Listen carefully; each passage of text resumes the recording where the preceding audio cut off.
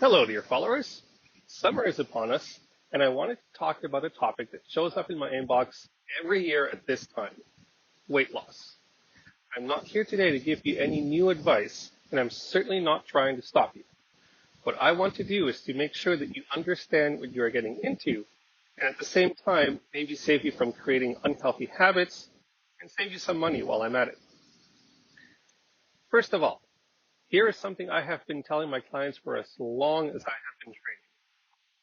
Society has created a very superficial and twisted image of what healthy bodies should look like. When you look on the covers of health or fitness magazines, or in home fitness equipment commercials, or especially in fitness supplement advertisements, you see men and women that look like this, or this. What you need to understand is that those people live a lifestyle that involves training, discipline, and sacrifice that is equal to that of a top Olympic athlete or high-level professional sport, be it Major League Baseball, world-class hockey, or any such sport that you can think of. They live their sport. Let's face it, I'm in the fitness industry. I gave it a solid try. Unless you are part of the tiniest percentage of the population who is lucky enough to look like that naturally, this look demands the type of diet where you need to track absolutely everything that you consume. Every calorie, every gram of every nutrient, carbs, fats, proteins. It requires ridiculously strict diets. Diets that change greatly depending on where you're at in your training cycle or how close you get to your fitness competition if that's what you're going for. I lived the lifestyle of a fitness competitor for about 8 months, and it's very unlikely that I would do it again. I enjoy food too much, and my goal is not to compete on stage anywhere. But I tried it, and it helped me understand a large facet of the industry. If this is something that interests you, then by all means, I wish you the best of luck. And if you need training, I'd be more than happy to help. Once the lockdowns are over. Next, don't kill yourselves with cardio. If your plan is to participate in a long distance event, then by all means, run your 5, 10, 25 kilometers. But if you want to lose fat, lifting weights and doing high intensity cardio will trump steady state cardio every time. When you see social media posts where a model is showing off their sculpted body by doing workouts with rubber bands or tiny weights, keep in mind that they are doing that for the look only. You never see the real heavy lifting that happens behind the scenes. In order to get those slim bodies and defined muscles, they lifted some seriously heavy weights. They were also eating a lot more than you probably imagine. I don't know how many times I've used myself as an example. My favorite exercise is the deadlift. I will throw around 225 or 315 pounds for fun. I enjoy pushing myself and will go up to 405 pounds every now and then. In any case, I'm using anywhere between 1.5 to 2.5 times my body weight for my big lifts. Am I huge? I would say no. Why? Because I'm not eating 20,000 calories in protein and carbs every day. The next thing you need to know is that there are no magic pills. There are no powders or pills or supplements of any kind that will magically give you that kind of body or any kind of body you're looking for. The fitness supplement industry is very good at selling you a problem that you do not have. I'm probably not going to make any friends by saying this, but it's true. Don't get me wrong.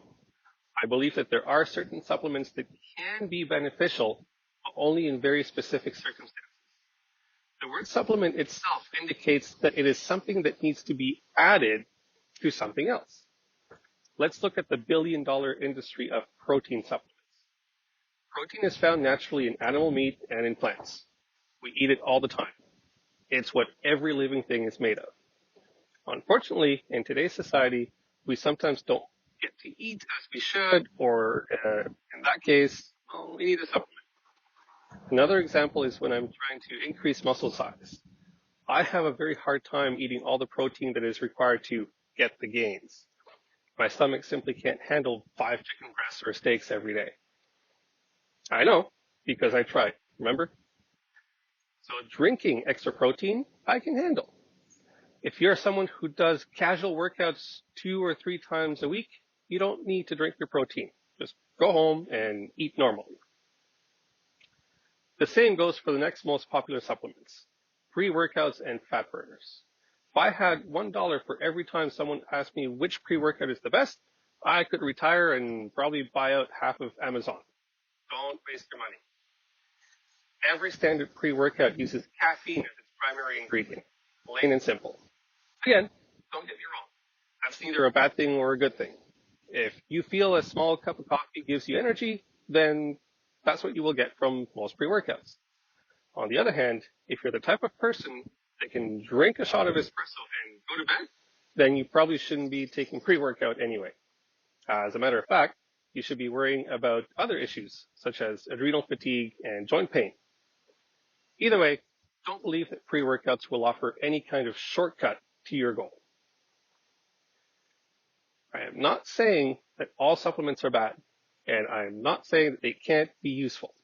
I just want you to understand that unless you are pushing your limits every single time you hit a workout and you are going to the gym 5, 6, 7 times each week, then you don't need any kind of fitness supplement. Hey, I use them myself. These days, with the gyms closed, I'm working out at home, and I simply don't have enough weights to push my limits. So I don't need supplements to help my recovery. If you're curious, I use protein a lot. I use creatine when I'm lifting heavy.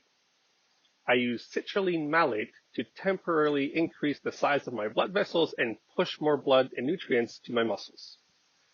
I use glutamine to help me feel less sore in the days after a hard workout. And I drink BCAAs almost daily, especially in the mornings, since I don't like eating breakfast and they can help reduce muscle breakdown. Do you need any of these to reach your goals? Absolutely not. So now we finally get to weight. It's almost summer and you want to look good. Guess what? You already do. That's probably not the answer you were expecting from a personal trainer, is it? Here is the absolute answer. Everyone has the right to feel good in their own body. Forget about what you think you should look like and start thinking about physical health differently. Maybe you're in a bigger body and want to be able to do yoga. Go to yoga. There are classes for all fitness levels. Want to have a beach body? Go to a beach. Maybe you want to get stronger. Get a good trainer to show you how to lift safely and you'll get stronger.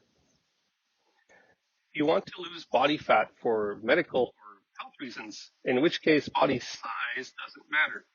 Okay, I can accept that and fully understand. That's fine.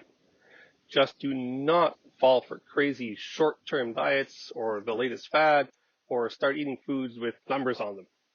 No. Do some research, find a qualified trainer and nutritionist, and be patient with yourself.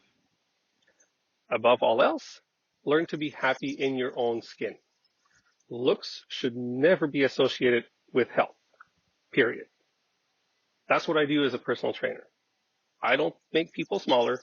I don't make people bigger. I make people healthy and happy. As a trainer, I help them move better. I help them understand their bodies better.